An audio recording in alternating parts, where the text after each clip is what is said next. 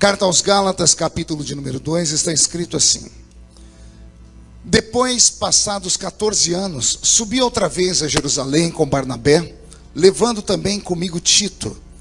Subi por uma revelação e lhes expus o evangelho que prego entre os gentios, particularmente aos que estavam em estima, para que de maneira alguma não corresse ou não tivesse corrido em vão. Mas nem ainda Tito, que estava comigo, sendo grego, foi constrangido a circuncidar-se. E isto por causa dos falsos irmãos que tinham se entremetido e secretamente entraram a espiar a nossa liberdade que temos em Cristo Jesus, para nos porem sob servidão, aos quais nem ainda por uma hora cedemos com sujeição, para que a verdade do evangelho permanecesse entre vós. E quanto àqueles que pareciam ser alguma coisa, quais tenham sido noutro tempo, isso não se me dá. Deus não aceita a aparência do homem. Esses, digo, que pareciam ter alguma coisa ou ser alguma coisa, nada me comunicaram. Antes, pelo contrário, quando viram que o evangelho da incircuncisão me estava confiado, como a Pedro o da circuncisão, porque aquele que operou eficazmente em Pedro para o apostolado da circuncisão, esse também operou em mim com eficácia para com os gentios. E conhecendo Tiago, Cefas e João, que eram considerados como as colunas, a graça que se havia dado, deram-nos as destras em comunhão comigo e com Barnabé, para que não fôssemos, ou para que nós fôssemos aos gentios e eles a circuncisão, recomendando-nos somente que nos lembrássemos dos pobres, o que também procurei fazer com diligência. E chegando Pedro a Antioquia, lhe resisti na cara, porque ele era repreensível. Amém. Até aqui. Feche a Bíblia, coloque no banco, na cadeira, incline a sua cabeça mais um minutinho. Senhor, eu te agradeço, eu te exalto, eu te glorifico. Mais uma vez, a sua igreja fala contigo em primeira pessoa. Agora nós não estamos em um monólogo, Senhor, estamos em um diálogo. A sua igreja ergue a voz aos céus e os céus respondem com a presença doce do meio Espírito Santo. Eu estarei ministrando a sua palavra com ousadia nesta noite. E eu peço que o Senhor prepare os corações para que recebam a sua palavra que será plantada. Senhor, que esta semente caia em um solo fértil e que todos saiam daqui possuídos de temor e tremor pela sua santa presença. Deus, fala conosco, é o que eu te peço agora e sempre, em nome de Jesus. E a igreja diz: os que podem tomar seu assento aplaudindo a Jesus, porque Ele é bom, porque Ele é maravilhoso. Graças a Deus. O que eu vou pregar nessa noite vai mudar a sua história para sempre.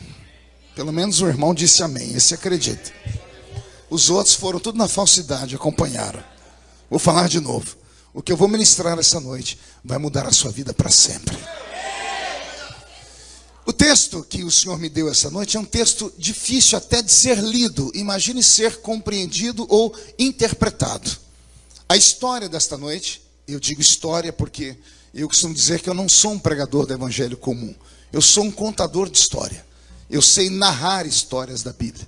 E todas as vezes que Deus me dá uma história, e aqueles que estão me ouvindo conseguem absorver a história, eles saem do culto um pouquinho melhores do que entraram. Então eu quero que você agora respire fundo para receber a palavra. E quanto mais você puder adorar a Deus, faça, porque isso é um culto racional. Amém? Como eu disse, o texto dessa noite, ele é difícil até de ser lido. Imagine interpretado. O texto dessa noite, ele narra a história de uma das maiores personagens da Bíblia Sagrada do Novo Testamento, que é o apóstolo São Paulo. Diga comigo, apóstolo São Paulo. Pergunte quem está do seu lado, conhece Paulo? Diga, tem certeza que conhece Paulo? Então me empreste aí a sua mente, porque eu quero plantar dentro dela algumas revelações acerca do apóstolo São Paulo. O apóstolo São Paulo, ele é uma incógnita. Ele é um acidente de percurso. Na verdade, ele é um elemento surpresa do reino de Deus na terra. Explico. Jesus, quando passou por aqui, entre centenas de discípulos, ele levantou para si 12 apóstolos. A gente sempre fala que Jesus tinha 12 discípulos. quando na verdade ele tinha centenas de discípulos. Ele tinha na verdade 12 apóstolos. 12 o quê? Eram esses 12 apóstolos responsáveis para dar o prosseguimento da obra de Deus aqui nesse mundo. Eram esses 12 homens que seriam a continuação do ministério de Cristo. Todavia, aconteceu algo estranho. Eles não deram conta de carregar a cruz até o fim. Eles não tiveram a aptidão de obedecerem o ID na plenitude dele. Porque o Senhor havia dito a eles: vocês vão ser testemunhas aqui, ali e acolá. Vocês vão receber autoridade para ser testemunhas em Jerusalém, Judeia, Samaria e até os... A igreja aqui é treinada até os... E estava indo tudo muito bem, até que o poder desceu sobre eles. E quando a inspiração desceu sobre Pedro e ele pregou o seu primeiro sermão, Pedro ficou espantado com o resultado da unção que veio sobre ele. Ele pregou uma mensagem e de repente ele tem 3.000 convertidos em um só culto. Somente umas 3 pessoas entenderam, eu vou melhorar. Pense num pregador que prega um evangelho que ninguém nunca tinha ouvido. Numa terra que eles já têm uma religião extremamente poderosa. Eles são descendentes de Abraão. E ele prega sobre um Cristo que andou na terra, que era carpinteiro. E quando ele termina de pregar, acusando aquele povo de terem matado o seu Cristo, mas o seu Cristo tendo ressuscitado ao terceiro dia, 3.000 almas se convertem ao evangelho. Se eu perguntasse que é o apóstolo Célio e a apóstola Verbena, como é cuidar de uma igreja desse tamanho, tenho certeza que eles vão dizer: é um Deus nos acuda. É um Deus nos acuda. Imagine você de início receber de presente uma igreja com 3.000 membros. 3.000 membros. E assim começa o ministério de Pedro. Aí Pedro resolve fazer um segundo culto. Olha só, não é uma sequência de cultos. Ele fez um culto e 3.000 pessoas se converteram. Ele faz o segundo culto, quando ele prega, 5.000 pessoas se convertem.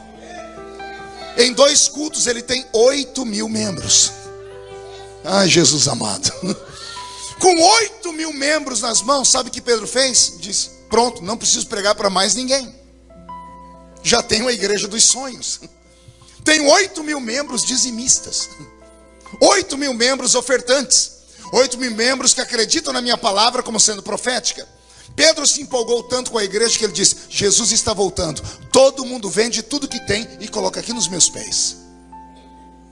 Pense em 8.000 membros ficando sem casa, ficando sem fazendas, e depositaram tudo aos pés de Pedro. A igreja que Pedro começa a administrar, ela se torna uma igreja gigantesca, poderosa, rica. E quando Pedro vê que o evangelho chegou em Jerusalém, ele envia os outros para as províncias. Saem dali de Jerusalém, vão para a Judeia, Samaria e param por ali. Esqueceram os confins da terra. Esqueceram os povos bárbaros. Esqueceram os pagãos. Esqueceram aqueles que tinham 1 milhão de deuses. E ao esquecerem esses, eles provocaram o coração de Deus. Por que é que a igreja de Jerusalém começa a ser perseguida? Ela começa a ser perseguida porque ela não pratica o ID. Ela começa a ser perseguida porque ela peca com o pecado da omissão. Ela não cumpre o ID, porque o ID era para todo mundo. Só que Pedro e os demais disseram: não, se salvamos só os judeus já está bom demais.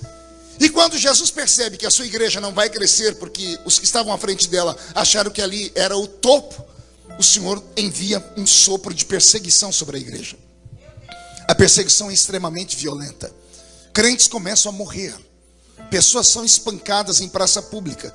E nesse íntere aparece um homem de 1,5 metro de altura, uma cabeça desse tamanho, calvo por natureza. Há quem diga que ele era caolho e manco de uma perna. Olha a criatura que vai se levantar contra a igreja. 1,5 metro de altura, calvo por natureza, uma cabeça gigante, caolho e manco de uma perna. Alguém pode dizer: pastor, um homem de 1,5 metro de altura com essas qualidades ou esses defeitos, a gente acaba com ele num sopro. Só que esse homem não era normal, ele era uma besta fera desenfreada. Pergunte por quê? Só falo se todo mundo perguntar e o sonoplasta aumentar o meu microfone aqui. Vou perguntar de novo, por quê? Primeiro, porque ele não é um judeu comum, ele é um judeu rico. E todo rico é arrogante. Não existe rico que não seja arrogante. todo rico se estriba em cima do seu potentado, do seu dinheiro. Por isso Jesus disse na Bíblia que é mais fácil um camelo passar pelo fundo de uma agulha do que um rico entrar no céu, por causa da sua própria arrogância. Paulo é rico. Ele é rico e não é só um homem rico, ele é um homem estudado. Quem já leu na Bíblia que Paulo era doutor da lei? O que é ser doutor da lei? Muitos crentes têm, com certeza, a ideia de que doutor da lei era um sacerdote. Mas Paulo não é sacerdote, não pode ser, porque ele não é da tribo de Levi. Ele é da tribo de Benjamim. Como ele é da tribo de Benjamim, ele não pode ser um sacerdote. Mas a Bíblia afirma que ele era um doutor da lei. A Bíblia está falando aqui em ipsis literis, ela está sendo pragmática. Paulo é doutor em leis, ele é advogado. Ele estudou aos pés do Dr. Gamaliel na Universidade de Jerusalém, a maior mente pensante do mundo antigo, daquele tempo, que era um filósofo, foi daqueles que ministrou ao apóstolo Paulo a maior doutrina que os romanos deram ao mundo, que foi o direito. O direito romano é um dos pilares de sustentação, inclusive, do Ocidente moderno. Então Paulo aprende direito, e ele se torna advogado. Pense no homem rico que é advogado. Sendo advogado de família influente, ele consegue algo fenomenal naquele mundo antigo. Ele consegue dupla cidadania. Ele é judeu e é cidadão romano. E isso dava a ele poderes. Ele não é só um homem rico, não é só um homem estudado que tem cidadania dupla. Ele é poliglota. Quando a Bíblia diz, ele falando, eu falo mais língua do que todos vocês, tem crentes que já entram no mistério, né? Diz, meu Deus, Paulo tinha um dom de variedade de línguas. Podia até ter, mas quando ele diz, eu falo mais língua do que todos vocês, ele está dizendo, eu sou poliglota. Então pense no homem que tinha todos esses atributos. Era para ele ser um homem feliz, sim ou não? Mas não era. Pergunte por quê? Creio que por causa da sua aparência. Creio que por causa da sua religião. Ele diz, ninguém aqui foi mais fariseu do que eu. E ser fariseu hoje, para nós tem conotação de alfinetagem, de religião mórbida. Mas naquele tempo era ser um religioso extremista. Era ser mais santo do que o próprio Deus. Era ser mais realista do que o próprio rei. É isso que o apóstolo Paulo era. Eu fui o maior fariseu desta terra. E todo fariseu tinha um sonho. Pergunte qual? Todo fariseu queria ser um nazireu. E o que é ser um nazireu? Era ser escolhido por Deus no ventre da mãe, nascido para uma missão angelical na terra. Na Bíblia Sagrada inteira temos 3 nazireus: Sansão, João Batista e Jesus Cristo. Por que os 3 são nazireus? Porque um anjo apareceu à família dos 3 e anunciou o nascimento deles antes deles nascerem. E eles nasceram por vias divinas, porque as mães não podiam ter filhos. Então eles nasceram por uma escolha divina. Quem nascia por essa escolha divina era chamado de nazireu. E o nazireu tinha algumas leis sobre ele que os outros não tinham. O nazireu não podia tocar em coisa morta. O nazireu não podia beber bebida forte. E o nazireu não podia raspar o cabelo. Paulo é o maior de todos os nazireus. Só que como nazireu ele não pôde executar o maior desejo de um nazireu, que era fazer o voto do nazireado. Quer perguntar por quê? Porque ele não tem cabelo. A calvície dele era uma doença. Até hoje, quando você anda aqui pelas ruas dos Estados Unidos, você vê aqueles judeus ortodoxos usando aquelas roupas escuras. Olhe no cantinho aqui da cabeça deles, vocês vão ver uma trança. Quem já viu isso? Eles são fariseus. E eles fizeram um voto do nazireado. Porque lá no livro de Levítico está escrito, se você não nasceu nazireu, faça o voto. Ou seja, se um anjo não apareceu à sua mãe, e você não foi escolhido para uma missão específica, mas você quer ser escolhido, faça o voto e Deus te tornará um nazireu. Só que Paulo não pode executar essa lei porque ele não tem cabelo.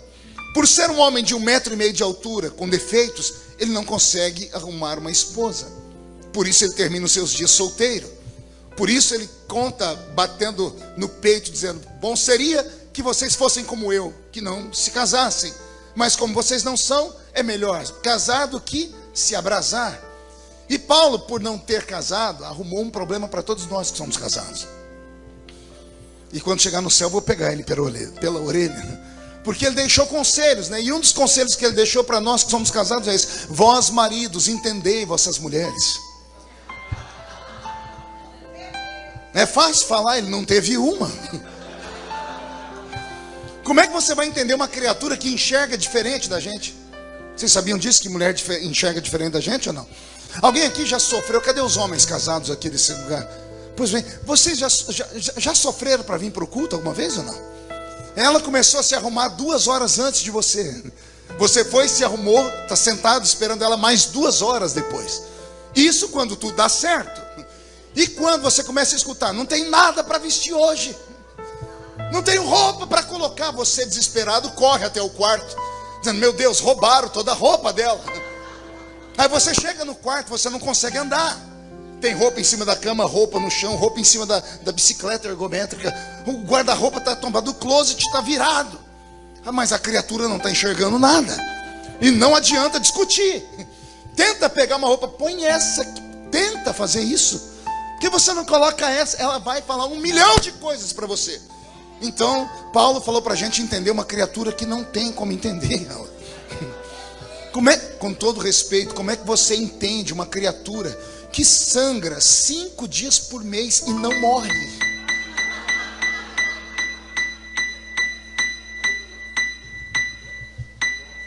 É sério, Brasil.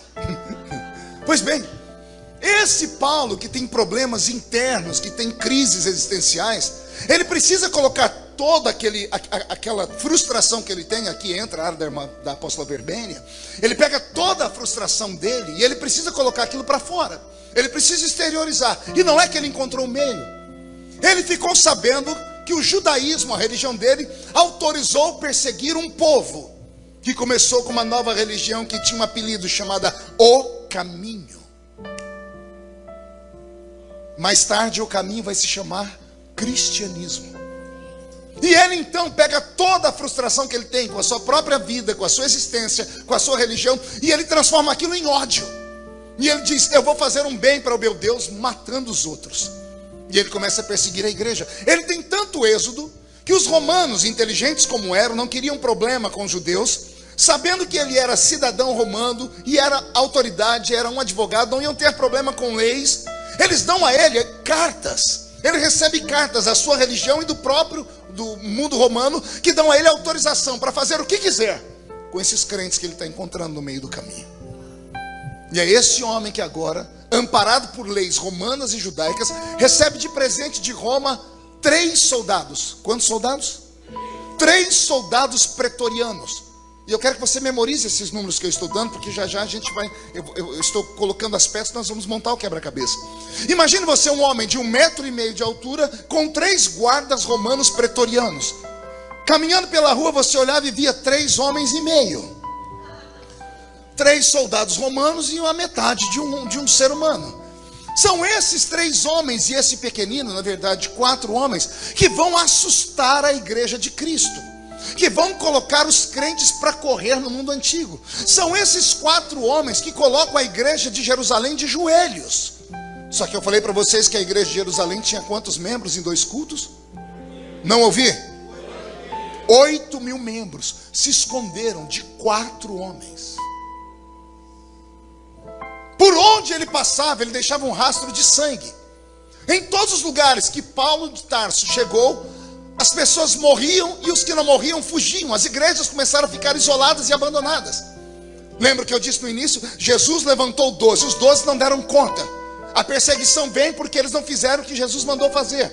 Então o inimigo pega uma oportunidade e diz assim, então já que o Cristo deixou perseguir, vou destruir a igreja dele. E ele pega uma pessoa de autoridade. Paulo está indo pelo caminho da cidade de Damasco, a cidade mais antiga do mundo que ainda existe.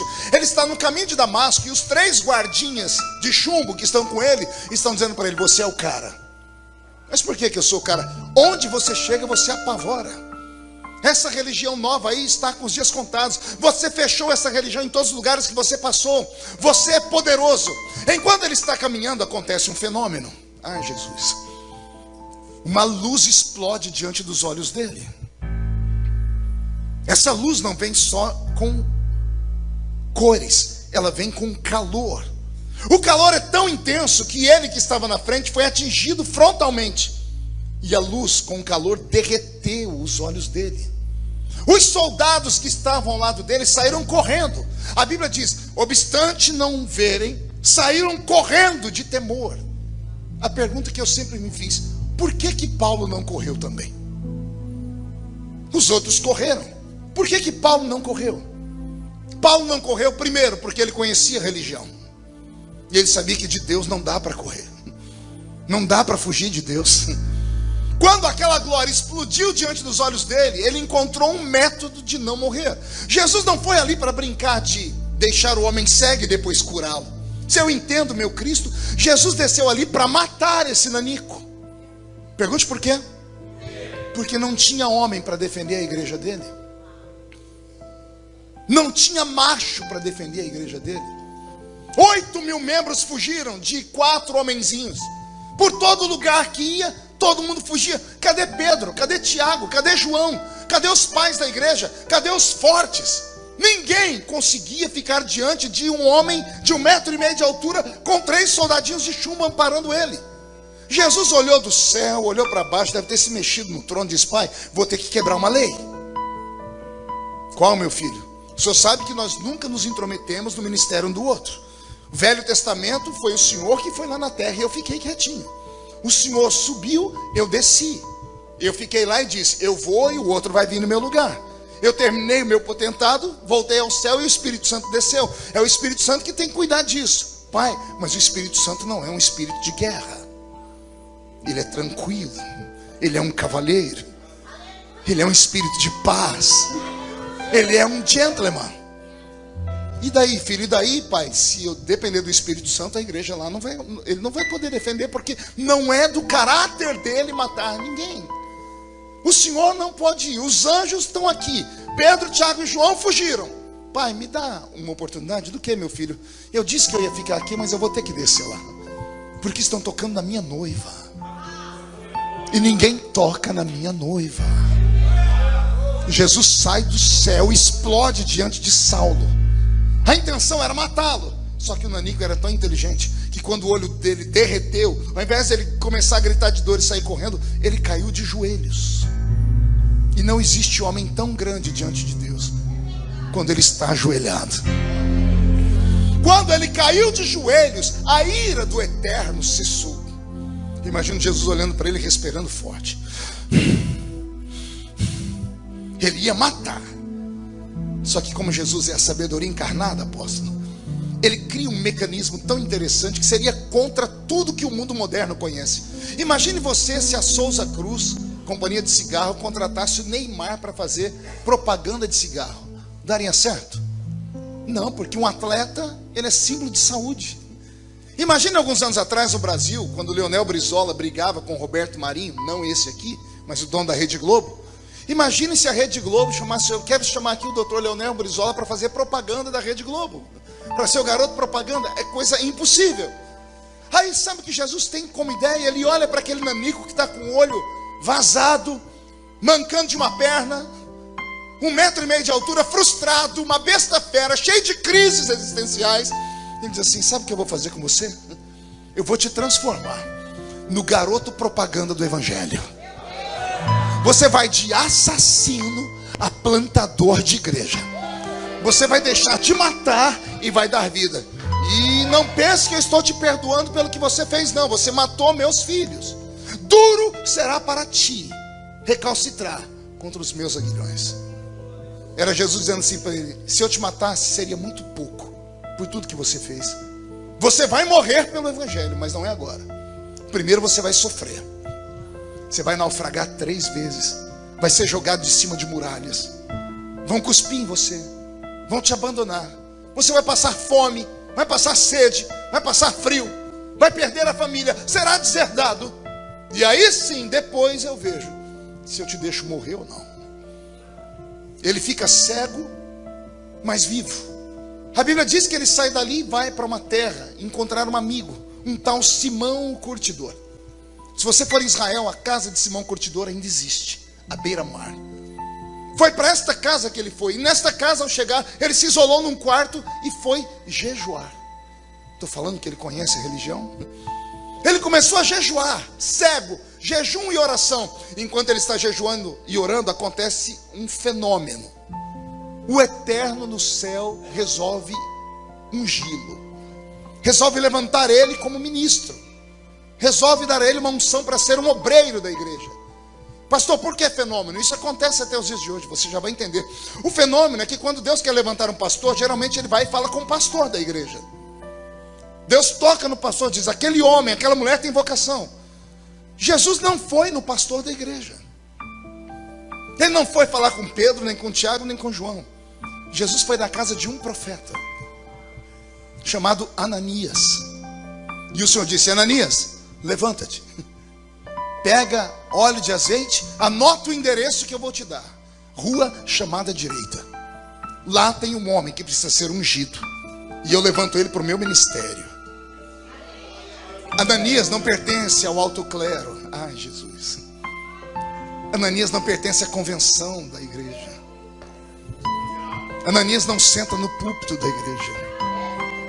Ananias é só um vaso, um profeta que Deus usa aqui, usa lá e usa acolá. E geralmente, profeta não é muito bem-vindo. Profeta e sacerdote batem de frente. O sacerdote é o que lidera, o profeta é aquele que Deus manda.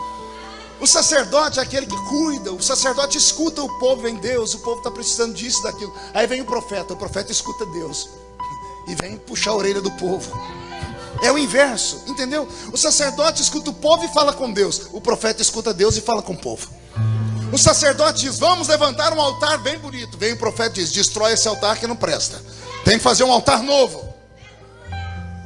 Ao invés de Deus ir falar com o sacerdote da igreja, foi falar com o profeta. O profeta deve ter pensado, por que eu? Mas quem pode manda, quem tem juízo. O profeta, mesmo achando estranho, pegou o chifre de azeite, a carteirinha de membro, a pastinha com os dados da convenção, pastor Berbênia, e ele foi sair. Botou a mão na fechadura da porta, pastor Renato. Quando ele foi abrir para sair, ele resolveu fazer uma pergunta. Senhor, o senhor deu o endereço, o senhor falou que é um homem, mas o senhor não me falou o nome. Qual o nome do homem que eu tenho que ungir mesmo? E Jesus grita com ele, Saulo de Tarso. O coração de Ananias quase sai pela boca. E eu imagino Ananias olhando para fora, ver se ninguém escutou aquela heresia. Fecha a porta, põe um chifre de azeite, a bolsa. Senhor, pois não, Ananias, é ele mesmo? É ele. Mas esse não é aquele? É aquele. Mas ele não mata? Mata. Ele não destruiu? Destruiu. Mas ele não presta.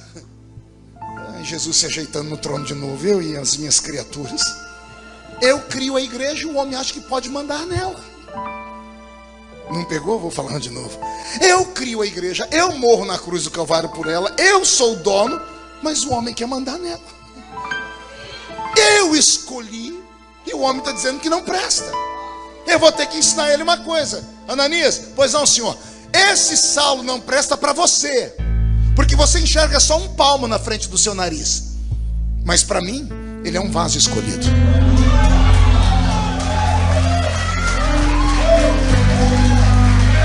Ele é um vaso escolhido. E por que ele é um vaso escolhido para Deus e é rejeitado pela igreja?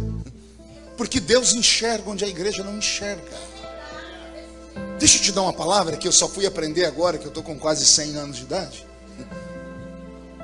Deus não erra quando chama ninguém.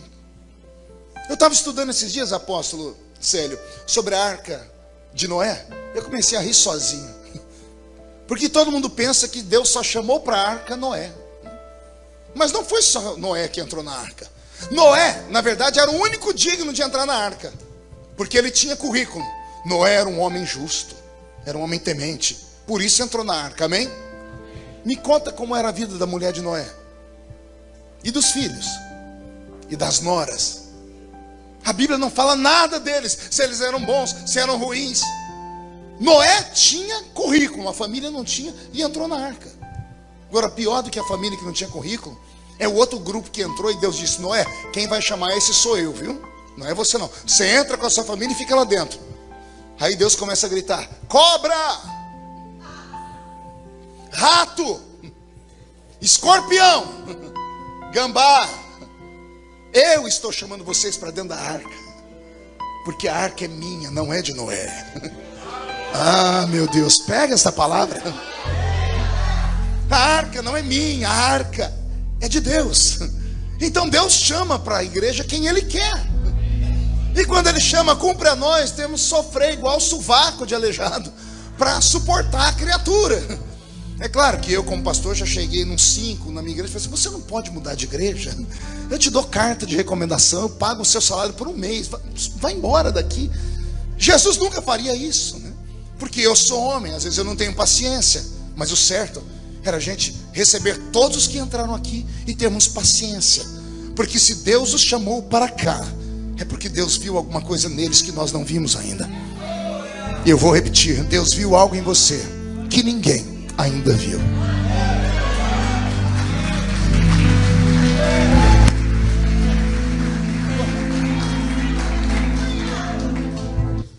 Beto, mude a música para mim. Ananias vai, unge esse homem. Quando ungiu ele, o olho dele abriu. Abriu o olho, ele começou a abrir a boca. Pergunte para quê? Danou a pregar. Começou ali dentro da casa, daqui a pouco foi para o meio da rua. Tem uma pracinha até os dias de hoje lá na frente da casa de Simão Curtidor.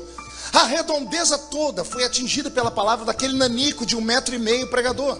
Quando a notícia chega lá em Jerusalém, os de Jerusalém querem vir ver para ver se é verdade.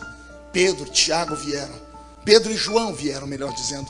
A tradição diz que eles ficaram de longe, vendo e ouvindo. E o que eles viram e ouviram apavorou-os. Ao invés da igreja ficar feliz, os líderes da igreja ficaram preocupados. Porque eles ouviram aquele nanico pregar e descobriram que, primeiro, o nanico tinha tudo que eles tinham. E segundo, o nanico tinha coisas que eles não tinham. O que ele tinha, pastor, que todos tinham? A unção e a vocação. Porque a unção e a vocação vêm do céu. Só que Pedro e João são pescadores, analfabetos. João vai aprender a ler e escrever com 60, quase 70 anos. Por isso ele escreve o Apocalipse mais tarde, com 90 anos. Pedro nunca soube ler nem escrever. As suas encíclicas que nós temos aqui foram transferidas para o papel de pessoas que ouviram ele falar e melhoraram a sua língua. Pedro era um pescador. Então o que Pedro e João tinham? Unção e experiência, andaram ao lado de Jesus. Então quando eles veem Paulo pregar, eles veem que Paulo tem unção, porque a unção vem do céu. Só que quando eles ouvem melhor, eles ficam apavorados, porque Paulo tem conhecimento. Paulo tem letra. Paulo estudou aos pés de Gamaliel. Paulo não é um pescador, não é um Zé Mané, é um advogado. E agora os líderes da igreja, quando vem aquele homem pregar com aquela eloquência e com aquela graça, começam a olhar um para o outro e dizer assim: eu acho que nós vamos arriscar o nosso ministério. A apóstola já entendeu. Se a gente der trela, ele vai voar. Se abrir oportunidade, ele vai nos engolir. Nós vamos acabar perdendo o nosso apostolado para esse nanico aí. Então a gente tem que dar um jeito nele, mas sem ofendê-lo. Então Pedro e João se reúnem com Paulo e dizem: irmão Paulo, que bom que Deus lhe converteu e ele mudou o seu nome. Só que temos um problema. O problema é que se o senhor ficar conosco, a perseguição será dobrada. Quando a notícia chegar lá, que o homem que tinha cartas de Roma e dos judeus para perseguir a igreja, quando descobrirem que ele se converteu, vão ver que o cristianismo é mais perigoso do que eles pensavam e vão matar ele e todos nós. Então o senhor precisa nesse momento obedecer a gente. Todo novo convertido obedece. Pois não, o que é que eu tenho que fazer? O senhor vai voltar para sua casa e vai ficar quietinho. Quanto tempo? Até a poeira baixar. Até o quê? Deixa eu perguntar para você, quanto tempo leva para um escândalo cair no esquecimento? Quanto tempo leva para uma poeira baixar? Ninguém disse para ele se era uma semana, um mês, um ano. O apóstolo Paulo voltou para a cidade de Tarsis, e quando entrou em Tarsis, entrou novo convertido, e o novo convertido é fanático por natureza, apaixonado. Ele entrou dentro da casa dele, danou a pregar para o pai, para a mãe, para todo mundo. O resultado, expulsaram ele de casa. Ele foi deserdado. Ele não conseguiu mais emprego na cidade de Tarsis. O seu escritório de advocacia faliu.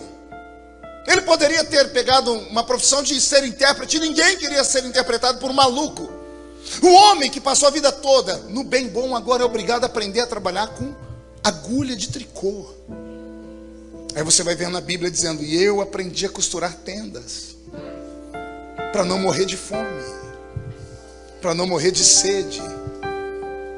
E é nesse período que ele passa nesse sofrimento, porque ele foi abandonado pela igreja, que o caráter dele acaba sendo transformado. Ele que já tinha traumas, o trauma dele aumenta, é potencializado ao máximo.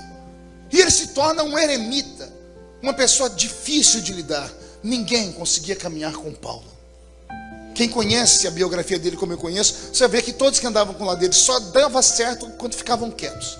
Quando tentavam questionar, tinham que se separar dele. Ninguém conseguia andar com ele. O apóstolo Paulo uma vez gritou assim: olha, esse João Marcos que está aqui hoje não presta para caminhar comigo, manda ele embora daqui. No fim da vida, quando ele está morrendo, lá atrás das grades, ele manda uma carta para Timóteo, diz: Timóteo, aquela capa que eu deixei aí em Troas, traz para mim, e traz também João Marcos, aquele que eu mandei embora. Hoje eu vejo que ele é uma bênção na igreja. Mas teve um tempo que Paulo mandou ele embora, não queria saber se ele ia ficar crente ou não. Pense num homem que, quando pegou um crente em pecado na igreja de Corinto, escreveu assim: eu vou entregar a alma desse crente para o diabo. Imagina um pastor entregar a alma de um crente para o diabo porque o crente pecou.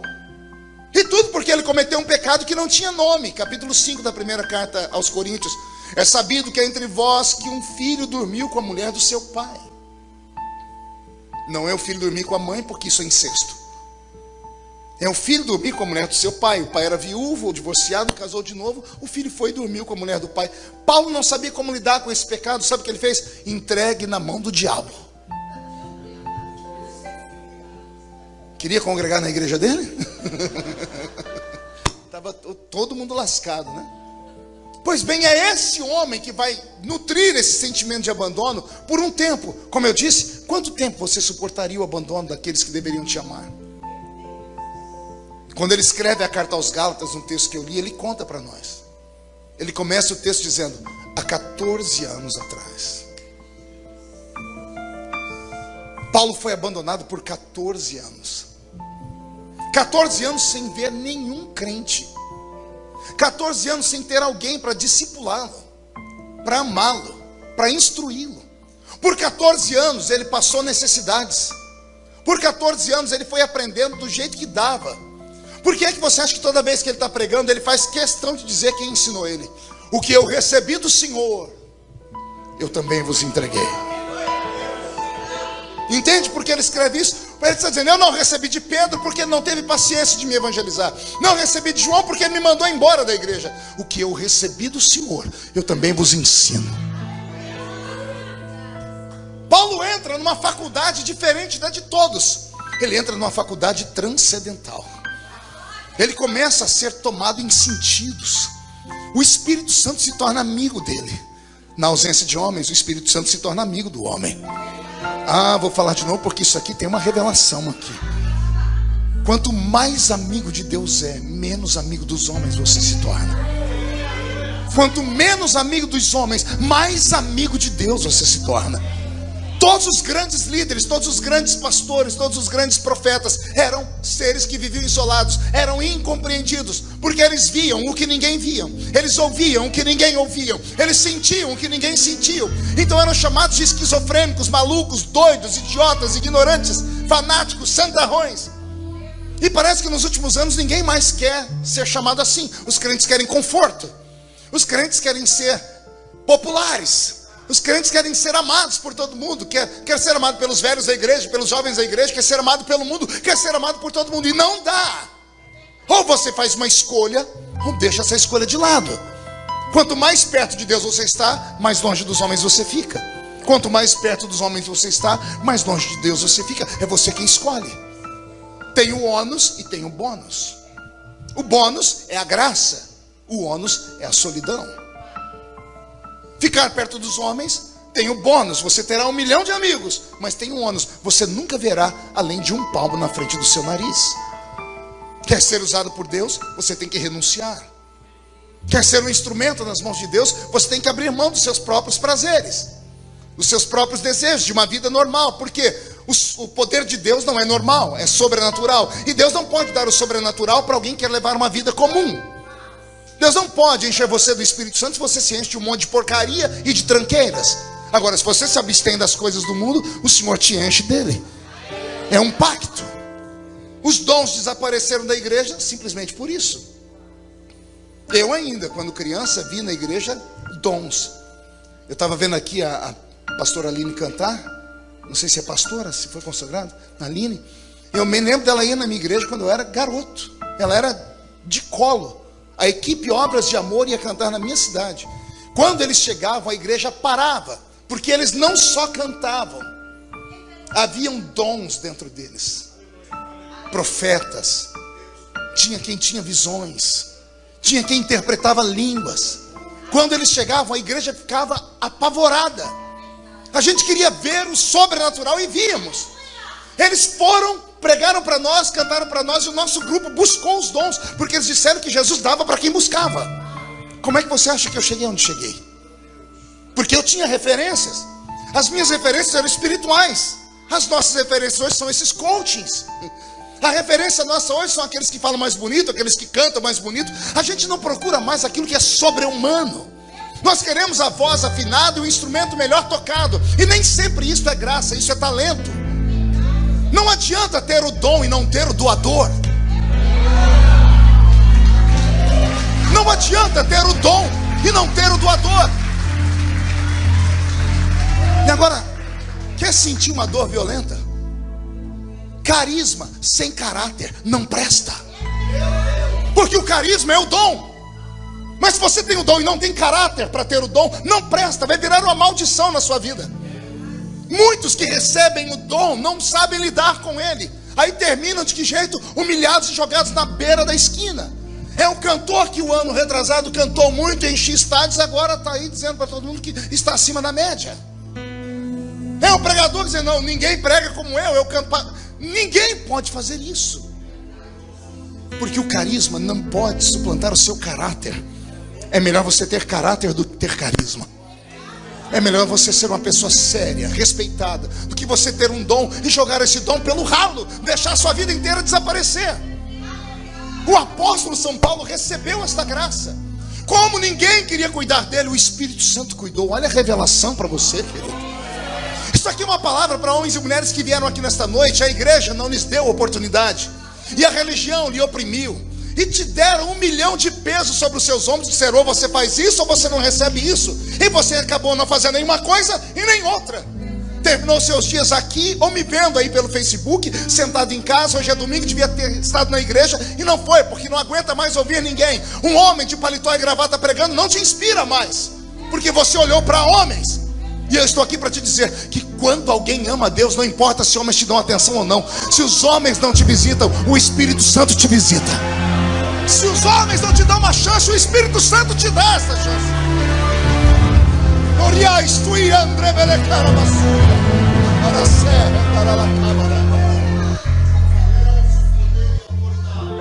Paulo tinha tudo para ter se tornado um ateu. Ele teve uma experiência com Deus, se converteu e foi abandonado. Foi abandonado por quê? Porque ele tinha dons. Porque alguém que não confiava na sua chamada achou que ele podia tomar a dele. Recebe esta palavra. O que é seu ninguém toma. A porta que Deus abre para você é bênção só para você. Quem tentar entrar por ela morre. Deus abriu o mar vermelho para quem passar? Deus abriu o mar vermelho para qual povo passar? Para qual povo? Israel. O mar vermelho se abriu, Israel passou, sim ou não? Teve mais alguém que tentou entrar pelo mesmo caminho. Quando tentaram no meio do caminho, o que foi vida para Israel foi morte para os egípcios. O que Deus tem para você é seu. Você só tem um inimigo capaz de roubar o que Deus tem para você. E não é a igreja, e não é ministério, é você mesmo. O seu maior inimigo é você. Bem como o maior profeta da sua vida também é você. Tem pessoas que viajam centenas de quilômetros para ouvir um profeta, quando na verdade o maior profeta da sua vida você pode encontrar ele na frente do espelho. É você quem determina o que você quer na vida e onde você vai chegar. E Deus não pode te dar aquilo que você não deseja. Deus pode dar um upgrade no seu desejo, mas Ele não pode te dar aquilo que você não deseja, porque Deus não é tirano. Ele trabalha com o seu livre-arbítrio. Você diz, eu quero, o Senhor diz, então eu te dou. Só que Deus sempre dá mais do que a gente pede. Entendeu? Agora, ficar chorando na frente do espelho, até cair lágrimas, ficar se sentindo o verme do carrapato, ficar a vida inteira fazendo aquela teologia do inha. Vocês conhecem a teologia do inha? A teologia do diminutivo. Eu sou uma pessoinha, moro numa casinha, tenho uma filhinha, uma mulherzinha, vou naquela igrejinha daquele apostolinho. Eu tenho um carrinho, eu tenho uma profissãozinha, uns dolarzinhos no bolso. A pessoa não confia nela, ela é tão insegura que tudo para ela é pior do que tudo. Deus nessa noite quer arrancar essa teologia maldita de você. Ele quer te dar a teologia do ão. Você é uma bênção, você é um campeão. O Senhor vai te levantar com poder e glória, mas você tem que acreditar nisso. Você não pode sentir pena de si mesmo. 14 anos abandonado, costurando tendas. Ele estava tão raivoso que as pessoas, diz a história, que não conseguiam dialogar com ele. Chegavam e diziam, está aqui a tenda. Ele tinha uma tabela, diz, o preço é esse, busque dia tal, e só. Quando perguntava para ele, você tem pai? Ele dizia, nem mãe. Papo reto. 14 anos depois, quantos anos depois? Mude a música, Beto. Tem uma igreja orando lá em Jerusalém, uns crentes orando. E no meio da oração, o Espírito do Senhor levanta um profeta. E o profeta grita, apartai para mim Barnabé e Paulo, para a obra que eu os tenho chamado. Ah, pastor, não tem nada de novo nisso. Tem, porque em Jerusalém só tem Barnabé, não tem Paulo. E Paulo não é nome judeu, é grego. O irmão que recebeu a profecia chamou Barnabé e disse, Barnabé, Deus falou que é você e Paulo. E quem é Paulo que vai comigo? A gente não sabe, não tem nenhum Paulo aqui. Barnabé pega os livros de história da igreja, de como a igreja começou, procura os irmãos mais antigos, e ele chega lá na casa de Simão o curtidor. Simão ainda está vivo, e Simão diz para ele, passou por aqui um homem chamado Saulo, e na noite em que ele esteve na minha casa, o Senhor mudou o nome dele para Paulo. Esse homem está na cidade de Tarsis. E Barnabé vai para Tarsis. Ao chegar em Tarsis, ele bate de porta em porta e ninguém conhece o tal de Paulo. Aí ele se lembra que falaram que o nome dele antigamente era Saulo. E Saulo, que na verdade não é Saulo, é Saul. O nome no original é Saul de Tarshite, Saulo de Tarso. Então dão a ele o endereço. Ó, tem um eremita ali, mas cuidado que o homem é bravo. É um nanico que só Deus na causa. Aliás, que nanico que não é invocado, né? Todo baixinho é extremamente invocado, né? Tá aqui a revelação em cores. A história diz que Barnabé entrou dentro da tenda e Paulo achou que ele ia costurar a tenda. Pode deixar a tenda aí, o preço está aqui, busque dia tal.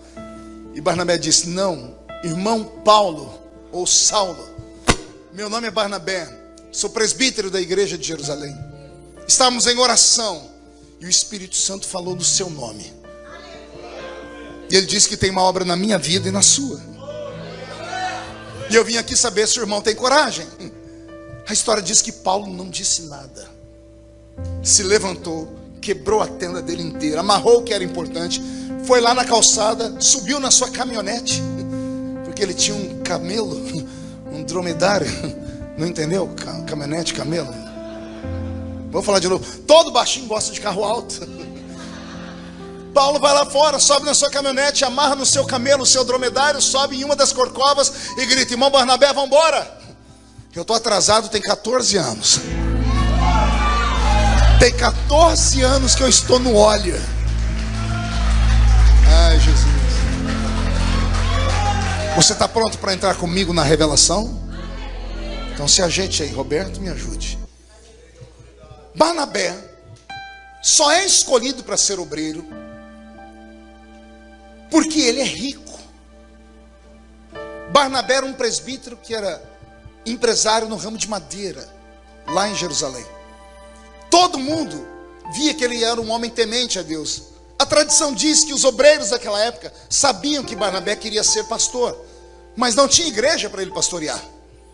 Como não tem igreja para ele pastorear, e Deus usa o vaso em profecia, Pedro é obrigado a arrumar uma igreja para ele pastorear, porque o dízimo dele era muito alto.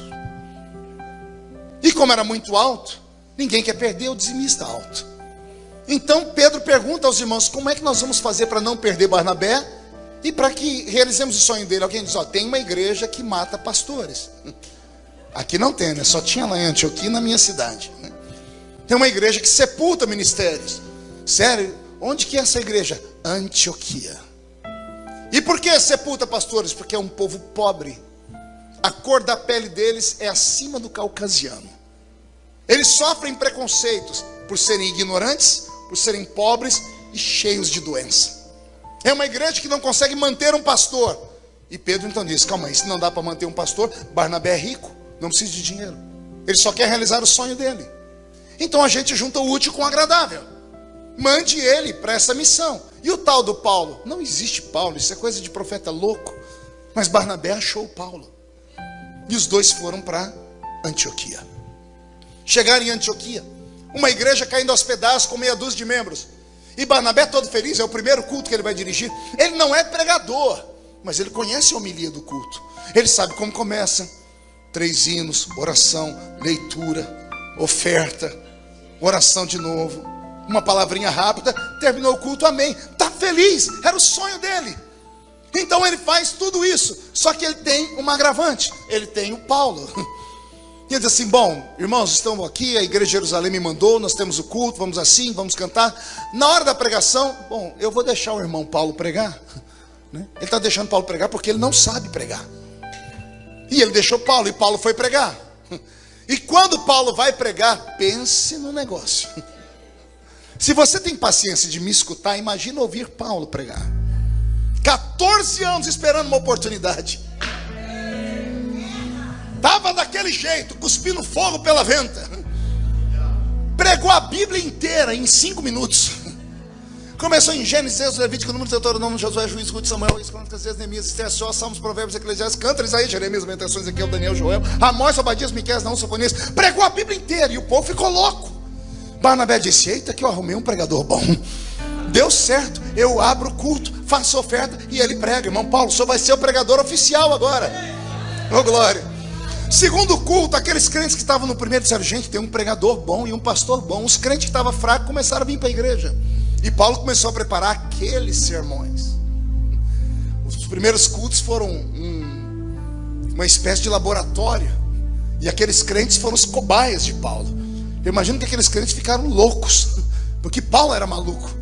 E Paulo começa a pregar, e a glória de Deus começa a descer. Em um culto, Paulo começa a orar em línguas. Barnabé abre os olhos, mas se lembra: em Jerusalém tem isso também. Pedro falava em línguas, então isso aqui está normal. Ele fazendo o relatório do culto. No outro culto, a igreja começa a encher, Paulo pregando, e ele resolve orar para o batismo com o Espírito Santo. E Barnabé com o olho aberto. Daqui a pouco os crentes em Antioquia começam a falar em línguas, e o Espírito Santo desce sobre eles. Barnabé vai com o relatório.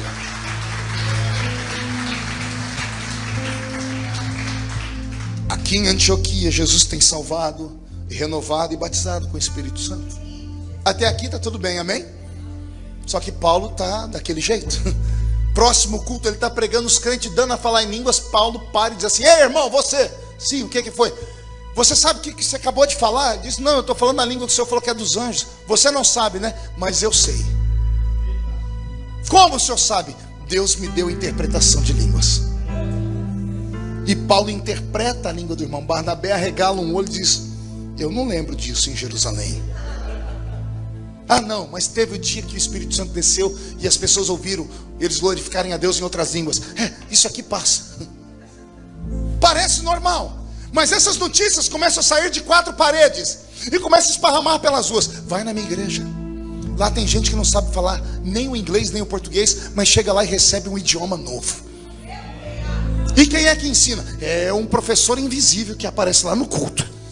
As pessoas aprendem a falar em outras línguas, o corpo arrepia. O sobrenatural atrai as pessoas. A igreja começa a se encher da noite para o dia. Paulo se empolga, quer ver um pregador feliz, é dar uma multidão para ele pregar. E Barnabé só prega, anotando: irmão Paulo, vai devagar aí, viu? Eu tenho que mandar relatório para Jerusalém. Um belo dia, Paulo está pregando, além de orar para o batismo com o Espírito Santo e interpretação de língua, ele resolve orar pelos doentes. Barnabé fica em pé, imagina ele dizendo: como é que é isso aí, irmão Paulo? Eu vou orar para Jesus curar. E ele sai colocando a mão, e Jesus começa a curar um por um. Barnabé anota: aqui Jesus cura como em Jerusalém. Porão a mão sobre os enfermos e os curarão. Está indo tudo muito bem. A notícia dos que foram curados esparrama pela cidade. No culto seguinte, a igreja está entupida de gente, porque o povo quer cura, e era uma terra de gente doente. E Paulo ministra a cura, só que ele não dá conta de orar por todo mundo, porque é só ele. Barnabé não sabe fazer essas coisas, porque ele é o homem da religião, é o homem engessado pela religiosidade. E Paulo é o liberto. Barnabé tem que ler a cartilha de Jerusalém, e Paulo lê uma cartilha que veio lá do céu. Calma. Ô, Léo, me ajuda aqui, fica aqui naquele canto ali. Paulo está pregando e orando para Jesus curar, e falou: ô irmão Léo, por favor, vem cá, chega aqui perto de mim. Paulo saca um lenço do corpo dele. Pega esse lenço aqui e me ajuda a curar os outros. Entendeu aí ou não? Me ajuda a curar os outros. Pega esse lenço e começa a colocar na cabeça dos crentes aí. E o Léo vai lá, só te fazer. Coloca assim, isso. Ele começa a orar e o homem lá dá um grito. As pessoas começam a ser curadas. Pronto. Obrigado, Léo. Obrigado. Se empolgou. Tá bom, Léo, tá bom. Senta ali, Léo, senta ali. É desse jeito. As pessoas começam a ser curadas. Barnabé está aqui, ele não sai, ele vai falar Jesus, sai Genésio. Ele diz: como é que eu vou escrever aqui que o lenço do Paulo está curando? Aí Barnabé levanta a mão e diz: irmão Paulo, pois não, Barnabé, línguas tem em Jerusalém. Interpretação, nós já vimos em Jerusalém. Curar colocando a mão, nós já vimos em Jerusalém. Mas curar com a roupa, isso não tem em Jerusalém. Como é que o senhor aprendeu isso? Aí Barnabé ouve Paulo dizer: o que eu recebi do Senhor. Mas isso não tem em Jerusalém. Não tem em Jerusalém, mas tem em Antioquia. E não existe dom de curar enfermos. Existe dons de curar enfermos. Você já leu a galeria dos dons em 1 Coríntios 11:12? Todos os dons aparecem no singular, mas o dom de curar aparece no plural. Dons de curar. Por que Paulo escreveu dons de curar?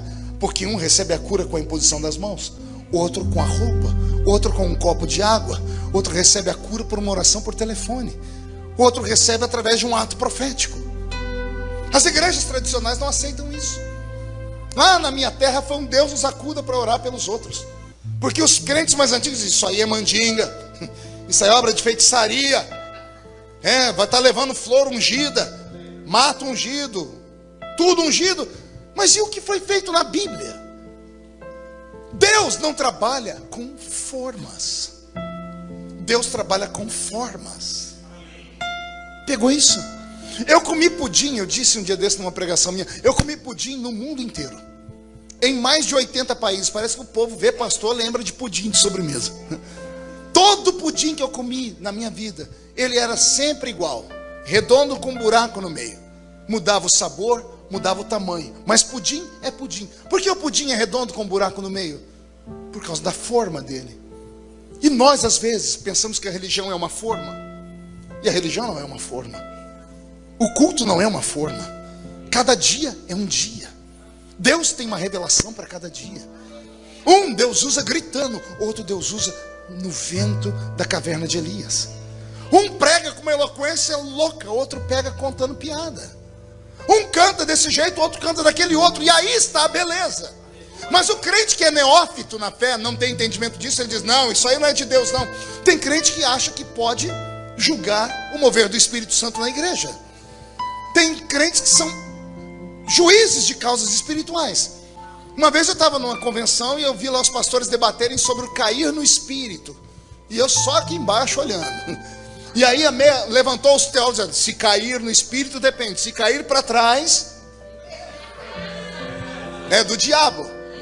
E citaram um monte de texto da Bíblia, porque Deus não derruba ninguém de costas para não humilhar.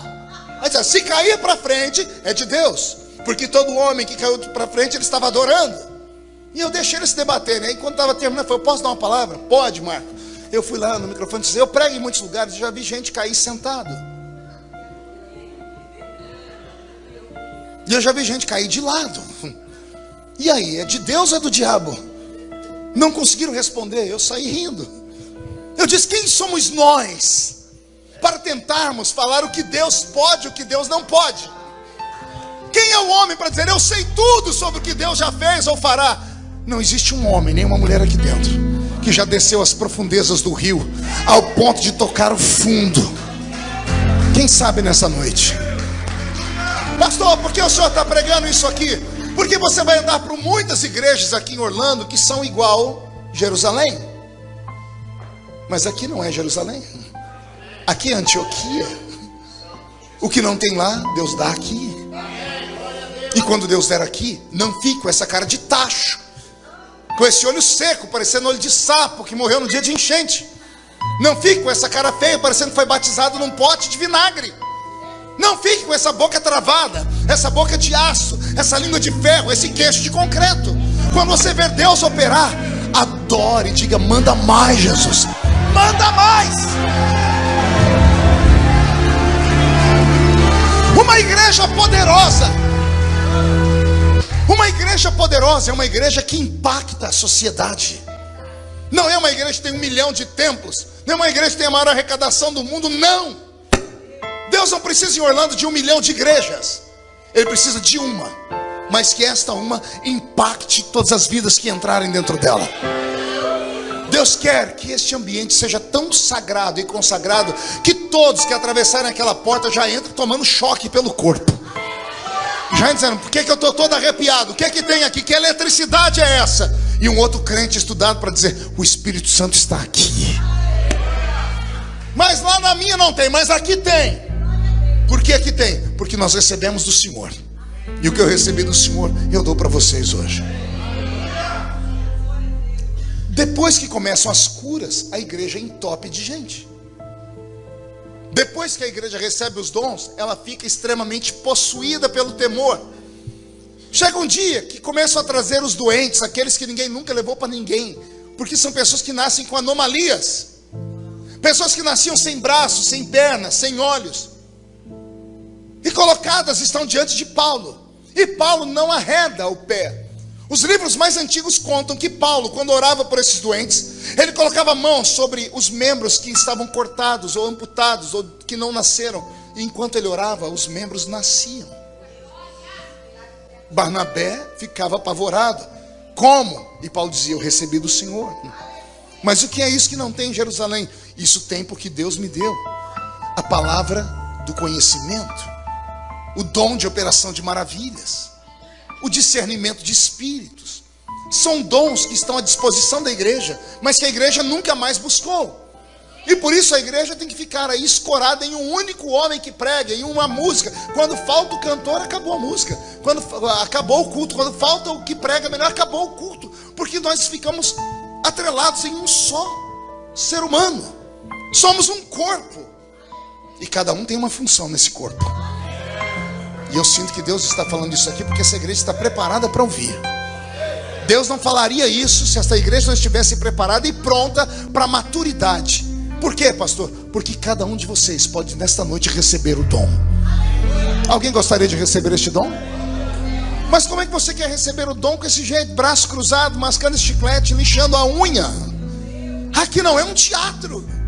Quer receber? Busque. Quer receber? Fale com quem pode dar. Quer receber? Faça um pacto com Ele. E você vai ver o céu abrir e Deus descer sobre a sua vida numa unção e numa autoridade incrível. A igreja de Antioquia explode em crescimento. Ao explodir em crescimento, Paulo e Barnabé começam a viajar pelas cidadezinhas pequenas. Os dois acabam brigando e se separam. Paulo vai parar na Grécia. E quando ele chega na Grécia, ele entra numa cidade chamada Corinto. E ao começar a ministrar para os coríntios, Paulo descobre uma nova nuance do poder de Deus. Agora esta igreja, eu sou o pastor, não é Barnabé. Então essa eu posso moldar a imagem daquilo que Deus me deu. E a igreja de Corinto se transforma na igreja mais poderosa da história. Por isso, para esta igreja, Paulo ensina sobre os dons do Espírito Santo. Pense numa igreja poderosa, onde todos os crentes eram profetas, onde todos os crentes interpretavam línguas, onde todos os crentes brincavam para ver quem era o mais espiritual de todos, porque eles buscavam esta graça, esta unção. Depois que Paulo prega esse evangelho e ele esparrama as igrejas, um belo dia há uma convenção. Convenção é uma bênção. E a convenção de Jerusalém esparramou a notícia, recebe crentes de todas as igrejas, e começa a ir para lá os crentes lá da igreja de Paulo. Aí começa a dar problema, porque os crentes de Paulo, quando entram dentro da convenção na igreja de Jerusalém, eles são percebidos pela aparência. Os crentes de Pedro eram sacros na roupa, os crentes de Paulo eram todos bárbaros, eram uns homens com brinco, eram homens com roupas esquisitas, mulheres que não usavam burca, mulheres que cortavam cabelo, deixavam o cabelo penteado para cima. As gregas faziam isso. Quando entram dentro do culto, pense no choque. Os crentes de Pedro dizem assim: eita, que Jesus vai salvar muita gente aqui hoje, ó. Abriram o hospício, foram lá na Cracolândia e trouxeram todo mundo para a nossa igreja hoje. Pedro começa a pregar. Enquanto Pedro prega, os crentes de Pedro dão glória a Deus com muita facilidade, porque estão acostumados a comer aquela comida rasa, porque Pedro é um pregador simples. Os crentes de Paulo não, porque os crentes de Paulo recebiam cultura alta. Não é que eles fossem insensíveis, é que eles estavam acostumados a receber uma teologia revelada. E os crentes de Pedro recebiam uma teologia simplesinha. Os crentes de Paulo não davam glória a Deus. Eu imagino os crentes de Pedro dizendo assim: eles não sentem porque eles não são salvos. Não sei, porque com essa roupa aí o Espírito Santo não vai entrar neles nunca. Com cabelo, não, é por isso. Só que daqui a pouco o mesmo Espírito opera, e os crentes de Paulo começam a entrar no mistério.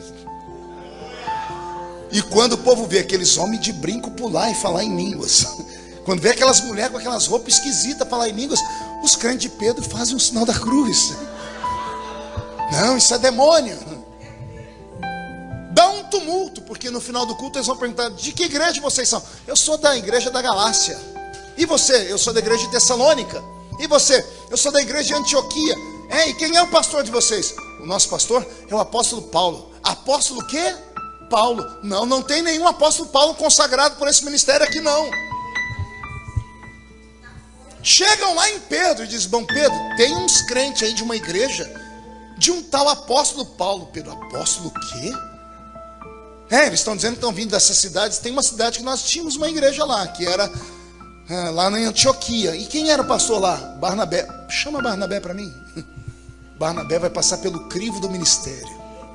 Coitado de Barnabé. Está ele sentado e o povo dizendo: que história é essa? Que história é essa que nasce braço, que nasce perna?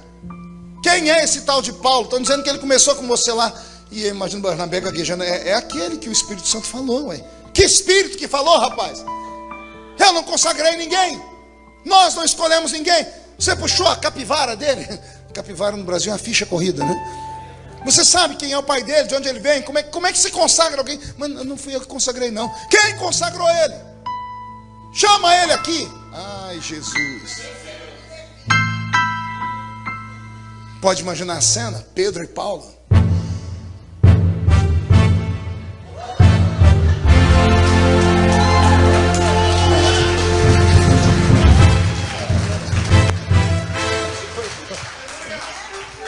Pedro e Paulo, os dois gigantes da fé, dois homens apaixonados por Jesus, dois homens escolhidos por Jesus, dois homens amados, separados pela religião. Paulo conta que quando chegou perto de Pedro, Pedro fez a seguinte pergunta para ele: quem te consagrou apóstolo? Ninguém perguntou para Paulo: como é que o cego vê? Como é que o surdo ouve? Como é que o paralítico anda? Não. Quem te consagrou apóstolo?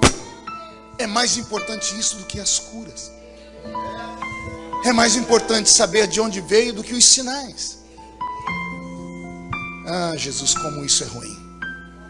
Talvez nenhum pregador teria coragem de pregar essas coisas, mas eu tenho. Porque meu ministério nasceu esquisito. Você sabia que eu preguei nos maiores eventos do mundo sendo diácono? Assembleiano. Mas como, pastor? Diácono não prega em congresso. Ninguém sabia que eu era diácono. Quem me levou me apresentou como pastor. Então o senhor mentiu? Não, eu omiti. Ninguém perguntou para mim, ué. Tá aqui o pastor Marcos, eu recebo em nome de Jesus. Eu creio, eu tomo posse. Eu preguei no congresso dos Gideões, no auge daquele congresso, 3 anos como diácono. Até que um dia eu estou andando com o pastor presidente na época lá da convenção, e ele dirigindo o carro falou: Marco, filho, você pertence a que convenção em São Paulo? Eu não sabia que tinha mais de uma. Eu falei, como é que é? Que convenção? Eu falei, eu não sei não. Eu falei, como você não sabe? Se você é pastor. Ele falou, cadê a sua credencial? Oh meu Deus, que tristeza. Quando eu apresentei a minha credencial de diácono, o pastor estacionou o carro, ajeitou o óculos, olhou para mim e disse: seu mentiroso, seu vagabundo, você vem aqui enganar o povo. Eu falei, eu não enganei ninguém não. Você disse que é pastor. Eu disse, prova que eu digo. Eu nunca disse. Vocês que falam que eu sou pastor. E eu recebo a profecia.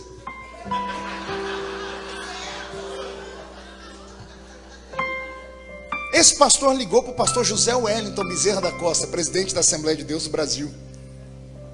Só tem 160 mil templos sob a administração dele. Pastor José Wellington, o senhor conhece Marco Feliciano? Falei, não sei quem é não. Mas ele é do campo de Ribeirão Preto. Espera que eu vou ligar para o pastor de Ribeirão Preto. Oh meu Deus.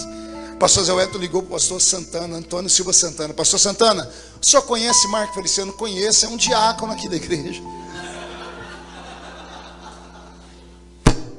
Ele é o que, Santana? Diácono. Mas ele está pregando pelo mundo inteiro. Ele botou na cabeça que é pregador, não tem quem tira. Mas ele está falando para todo mundo aí que é pastor. Pois é, mas eu nunca consagrei ele a pastor, não. As agendas que eu tinha fecharam da noite para o dia. Da noite para o dia, eu comecei a passar necessidade. Porque eu deixei tudo que eu tinha para viver da fé. O pastor nem para me dar uma chance. E o dia que eu fui falar para ele, pastor, o senhor não tem intenção de me consagrar? Ele disse, você está pedindo para ser consagrado, rapaz? Consagração não se pede, se recebe. Meu Deus, que sofrimento. Eu vim pregar aqui uma vez nos Estados Unidos, na igreja do apóstolo Oriel de Jesus. Ele morava numa casa no centro da cidade, lá em Somerville. Eu cheguei, sentei, porque eu chorei o voo inteiro. Porque as minhas agendas tinham sido desmarcadas. Eu sentei no sofá, ele estava tomando banho. Quando ele saiu do banheiro, ele saiu orando em línguas. E ele olhou para mim e disse, por que Deus me mostrou você chorando no voo? E eu comecei a gaguejar com medo de falar para ele, ele também não entender e fechar as agendas para mim. Eu falei, eu não vou mentir para o senhor, eu não sou pastor. Ele, não é? Você pregou aqui? Eu falei, pastor, sempre me apresento como pastor. Mas eu não sou pastor. E comecei a chorar, ele olhou para mim e disse, você não é pastor lá no Brasil. Aqui nos Estados Unidos você é. Porque você tem credenciais de pastor.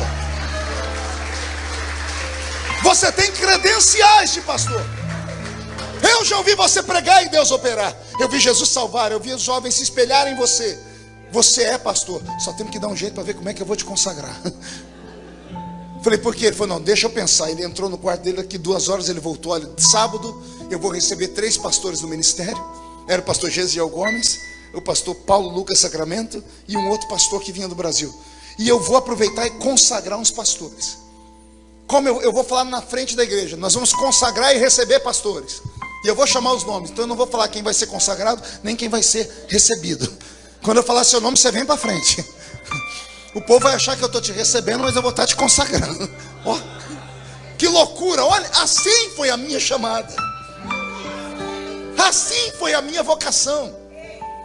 Naquela noite eu fui consagrado e ele me deu uma credencial de pastor. Nem com credencial me aceitaram no Brasil. Não aceitaram até Deus me levantar. Porque tentaram matar, mas não puderam. Fecharam uma porta, Deus abriu 10. Me expulsaram do ministério, 10 ministérios me chamaram. Hoje, todos me chamam de pastor e ainda tem que me chamar de deputado federal. Você consegue imaginar o que é isso? Mas eu tinha a oportunidade de ler na cartilha deles. Porque o meu pastor me propôs: eu te consagro se você abandonar a itinerância e pastorear essa igrejinha aqui lá não sei onde. Eu falei: pastor, mas a minha vocação não é essa, eu sou um pregador, eu não sou um pastor de igreja. Ele falou assim: prova, pastor tem que pastorear, tem que sofrer. Na cultura assembleiana, né? Você quase mata a pessoa, porque aquele que foi consagrado quase morreu também. E aí então o que ele passou, ele quer que o outro passe. Quando na verdade tinha que ser o contrário. Se você sofreu, não faça as outras pessoas sofrerem. O que não foi bom para você não é bom para os outros também. E foi assim que nasceu o ministério que Jesus me deu. Assim nasceu o ministério de Paulo. Diz a história que nesse dia que Paulo e Pedro ficaram face a face, Paulo desconcertou Pedro. Paulo disse aqui no texto, preste atenção com o Espírito. Olha o que Paulo diz: Pedro, Jesus deu para você um evangelho diferente do meu. Pastor, mas o próprio Paulo diz: ainda que um anjo de luz se apresente e pregue um outro evangelho, seja ele anátema. O próprio Paulo diz: Pedro, Jesus te deu um evangelho diferente do meu. O seu evangelho é o evangelho da circuncisão. O meu é o evangelho da incircuncisão. O seu é o evangelho da lei. O meu é da graça. Enquanto você corta o prepúcio do órgão genital dos moços para eles serem salvos, o meu Jesus circuncida o coração. Ele muda a mente, o caráter. Ele muda os valores. Ele transforma a personalidade. Você vê esses crentes meus, eles podem não ter cara de crente, mas tem coração de crente. Plantam igrejas, são dizimistas. Se você colocar qualquer um desse aí para pregar aqui, você vai ver o que acontece em Jerusalém. Coloque aquela mulher com aquela roupa estranha para pregar aqui, para você ver o que acontece com as suas. Paulo diz aqui a carta aos Gálatas: há 14 anos atrás eu encarei Pedro na cara. Lembra que eu li aqui o último versículo? Paulo diz: e eu resisti a Pedro, a Cefas, na cara. Paulo encarou Pedro, eles quase saíram no tapa por causa da igreja. Por quê? Um tinha uma visão, o outro tinha outro. Só que os dois são apaixonados por Jesus. Jesus precisava de um e precisava do outro. Eles nunca caminharam juntos. Terminaram a vida, um lá, outro cá, mas os dois deixaram um legado. Jesus respeitou a chamada dos dois. Jesus aceitou como ambos viam a sua presença. E isso fez o cristianismo ser o que é hoje. Pois bem, Jesus me trouxe hoje aqui só para te dizer: até quando você vai sofrer dentro de uma religião morta? Dentro de um ministério que só roubou de você a graça, que te transformou num ser ruim. O crente religioso, ele é ruim. Ele é incapaz de estender a mão para quem está caído, mas ele é o primeiro a decretar a falência, a exclusão do outro que ele vê cair. A religião mata o ser humano. E pior, a ferida provocada pela religião não tem cura.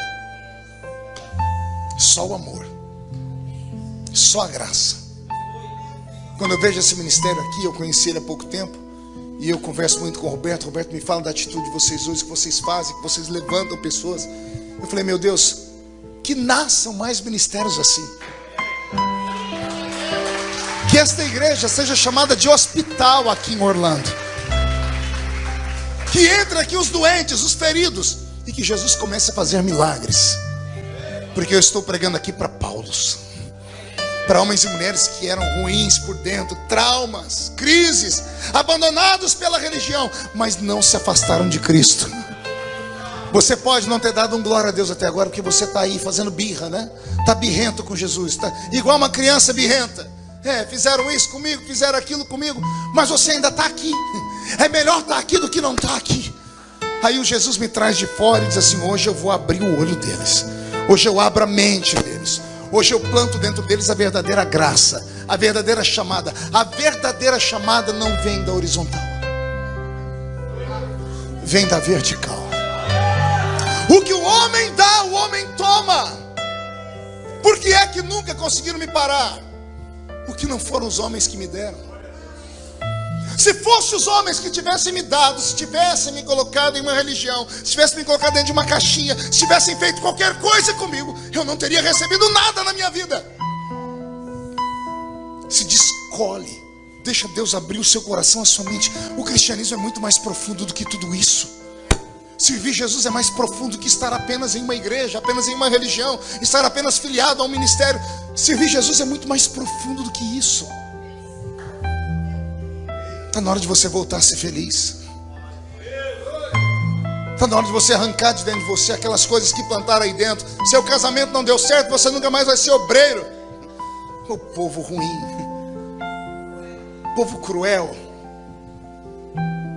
Eu era do ministério lá no Brasil, e eu me lembro como se fosse hoje. Fizeram uma convenção e havia uma comissão de ética da igreja. E estavam estudando um caso para saber o que fazer com um pastor que cai em pecado de adultério.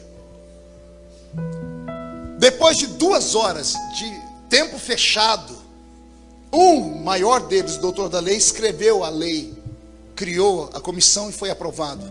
Pastor que cair em pecado, 10 anos de banco. Não pode cantar no coral nem nada, vai ser membro de banco se quiser. 10 anos depois a gente reavalia. A lei foi aprovada com louvores, com aplausos. 3 meses depois, a lei foi aplicada sobre aquele que criou ela. Você entendeu ou não? O homem que criou a lei foi o primeiro a ser punido por ela. O primeiro a ser punido por ela. Com a medida com que você mede, você é medido. Se você planta misericórdia, você colhe misericórdia. Se você planta perseguição, você será perseguido.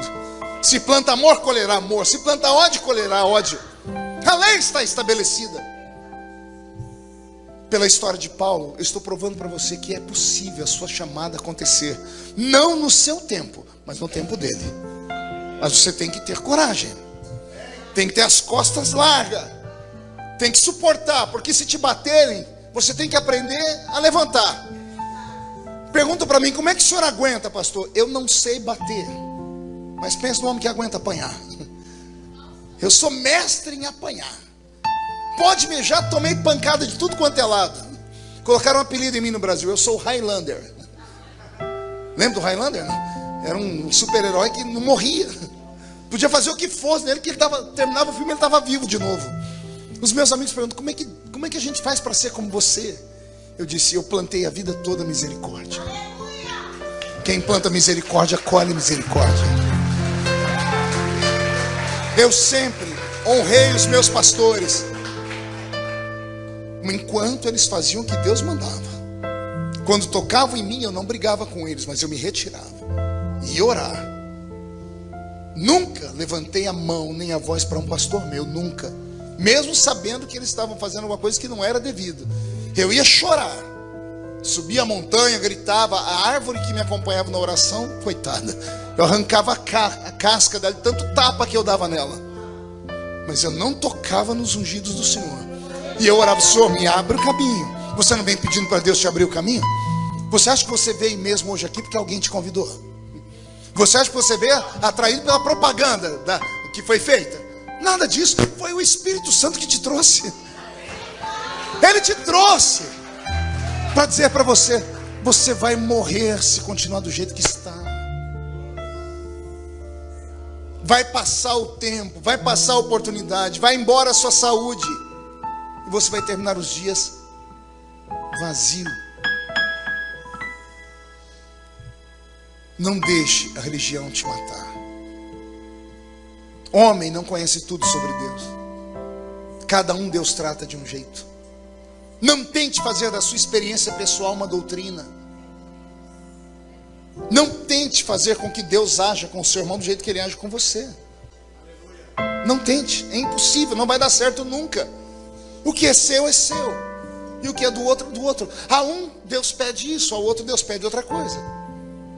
Velho Testamento, Davi peca, dorme com a mulher que não é dele, manda matar o marido dela e vive.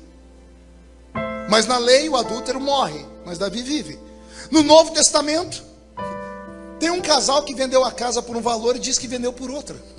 Eu nem a minha venderia. Eles ainda deram alguma coisa na igreja. E os dois morreram porque contaram uma mentira. Só que eles morrem na graça. A graça é o perdão, não é? A lei é a condenação.